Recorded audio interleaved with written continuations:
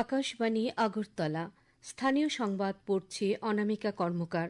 এখনকার বিশেষ বিশেষ খবর হল, মুখ্যমন্ত্রী অধ্যাপক ডাক্তার মানিক সাহা বলেছেন, সবকা সাথ সবকা বিকাশের মন্ত্রকে পাথেয় করে রাজ্যে ও সমাজের অন্তিম ব্যক্তি পর্যন্ত আর্থসামাজিক অবস্থার মানোন্নয়নের কাজ চলছে।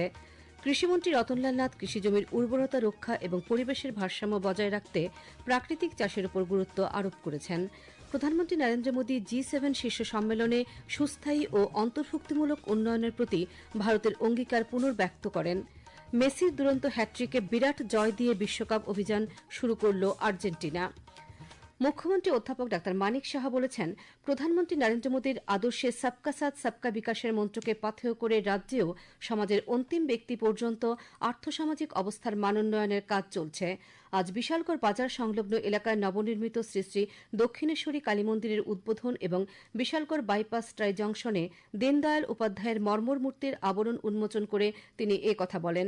মুখ্যমন্ত্রী বলেন, 2014 সালে নরেন্দ্র মোদী প্রধানমন্ত্রীর দায়িত্ব গ্রহণের পর থেকে দেশবাসীর কল্যাণে নিরলসভাবে কাজ করছেন। পাশাপাশি ভারতবর্ষের ঐতিহ্য, পরম্পরা ও আধ্যাত্মিকতার বিকাশেও বিভিন্ন কর্মসূচি রূপায়ণ করেছেন। অনুষ্ঠানে উপস্থিত ছিলেন বিধায়ক সুশান্ত দেব ও অন্তরা সরকার দেব, সিপাহীজলা জেলা পরিষদের সভাধিনেত্রী সুপ্রিয়া দাস দত্ত। কৃষিমন্ত্রী রতনলাল নাথ কৃষিজমির উর্বরতা রক্ষা এবং পরিবেশের ভারসাম্য বজায় রাখতে প্রাকৃতিক চাষের উপর বিশেষ গুরুত্ব আরোপ করেছেন। আজ ধর্মনগরের রাগনা উচ্চ মাধ্যমিক বিদ্যালয়ে আয়োজিত একদিনের জেলা স্তরের ক্ষেত বাঁচাও অভিযান ও প্রাকৃতিক চাষ বিষয়ক কর্মশালার উদ্বোধন করে তিনি একথা বলেন। তিনি বলেন, আগামী 30 জুন পর্যন্ত ক্ষেত বাঁচাও অভিযান চলবে। প্রাকৃতিক চাষকে জনপ্রিয় করে তোলার লক্ষ্যে গত 1 জুন থেকে এই অভিযান শুরু হয়েছে।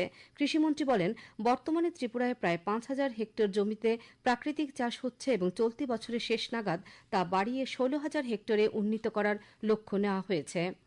বিজ্ঞান ও প্রযুক্তি ক্ষেত্রে আত্মনির্ভরতার পথে প্রধানমন্ত্রী নরেন্দ্র মোদীর নেতৃত্বাধীন এনডিএ সরকার বিগত 12 বছরে নানারকম পদক্ষেপে দেশবাসীর সামনে ভরসার নতুন দিশা দেখিয়েছে।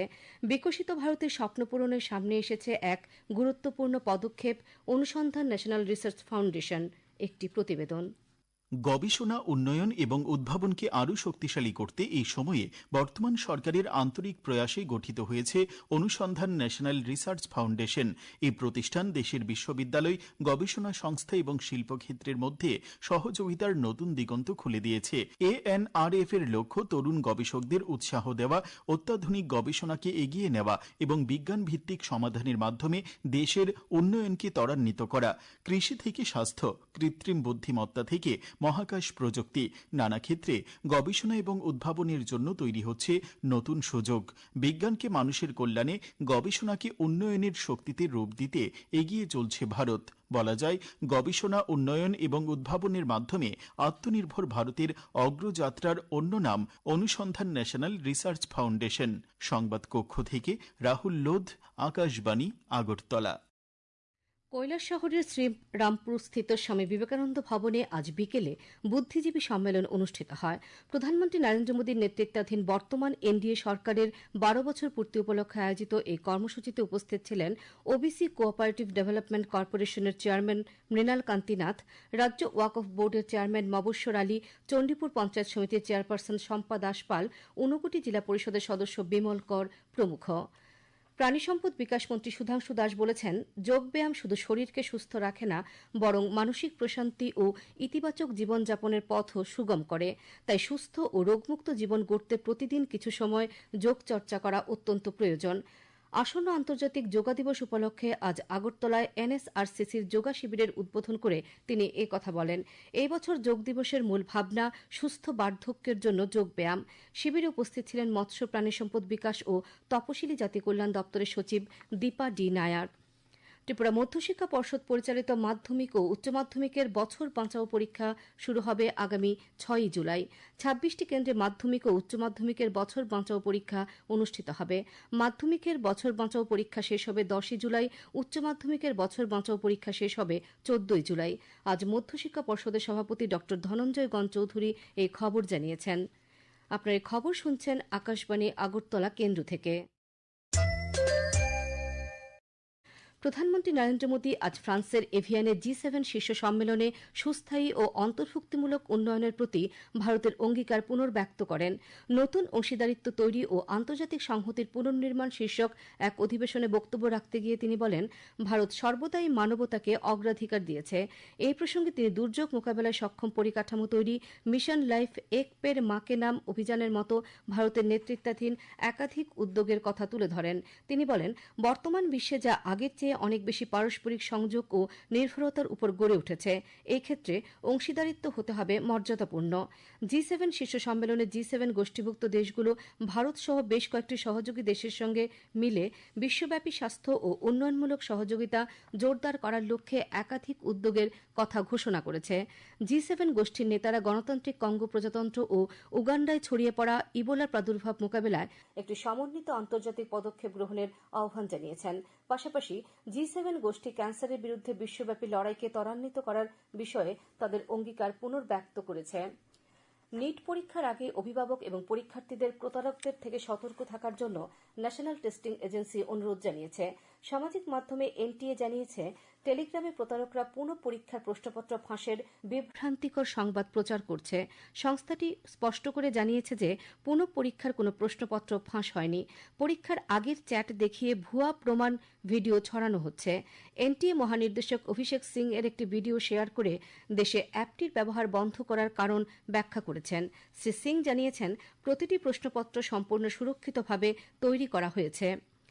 বাল্যবিবাহ রোধ ও মানসিক স্বাস্থ্য সচেতনতায় আজ প্রজ্ঞা ভবনে দুদিনব্যাপী বিশেষ কর্মশালা শুরু হয়েছে।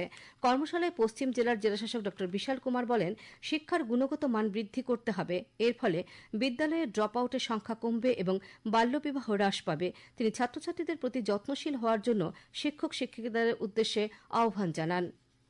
দক্ষিণ জেলার জেলাশাসক মোহাম্মদ সাজ্জাদ পি আজ এক সাংবাদিক সম্মেলনে জানান, আগামী 21শে জুন আন্তর্জাতিক যোগ দিবস উপলক্ষে জেলার 3টি মহকুমায় নেশামুক্ত সমাজ গঠনের বার্তা নিয়ে ব্যাপক প্রচার চালানো হবে।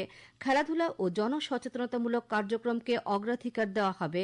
নেশার বিরুদ্ধে সামাজিক আন্দোলন গড়ে তোলার লক্ষ্যে জেলার যুবক যুবতীদের নেশামুক্ত মিত্র হিসেবে ভারত সরকারের সামাজিক ন্যায় ও ক্ষমতায়ন মন্ত্রক পোর্টালে নাম নথিভুক্ত করার আহ্বান জানান জেলাশাসক।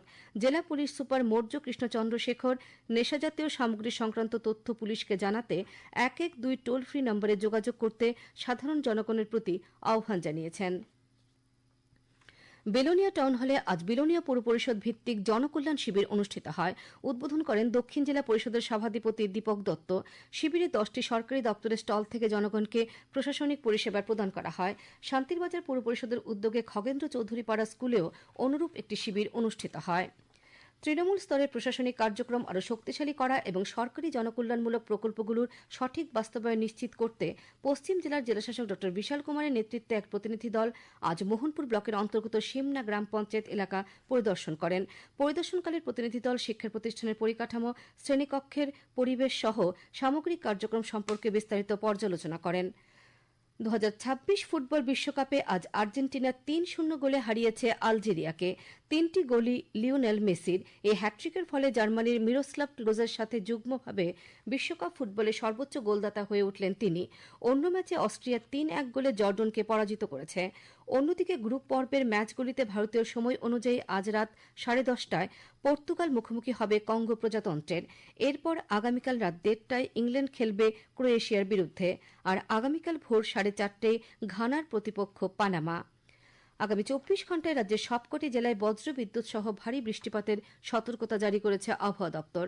আগামীকাল দিনের সর্বোচ্চ তাপমাত্রা 34 ডিগ্রি সেলসিয়াস এবং সর্বনিম্ন 25 ডিগ্রি সেলসিয়াসের কাছাকাছি থাকতে পারে। আজ দিনের সর্বোচ্চ তাপমাত্রা ছিল 33.2 ডিগ্রি সেলসিয়াস এবং সর্বনিম্ন 26 ডিগ্রি সেলসিয়াস।